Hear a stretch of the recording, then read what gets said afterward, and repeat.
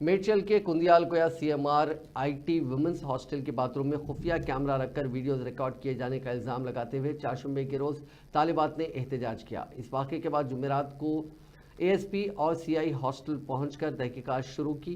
College में police की जानिब से बंदोबस्त किया गया। तालिबात ने इल्ज़ाम लगाया कि बाथरूम के दौरान वीडियोस बनाई जा रही हैं। तालिबात का एहतजाज जुमेरात की सुबह 2 बजे तक जारी रहा, जिसके बाद सीआई की जानिब से कार्रवाई का यकीन दिलाने पर तुलबा तंजीमों ने एहतजाज खत्म किया।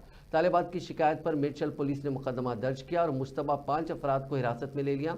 पुलिस का कहना है कि तालिबात के बाथरूम के करीब ही लेबर रूम मौजूद होने की वजह से शक मजीद गहरा हो गया है।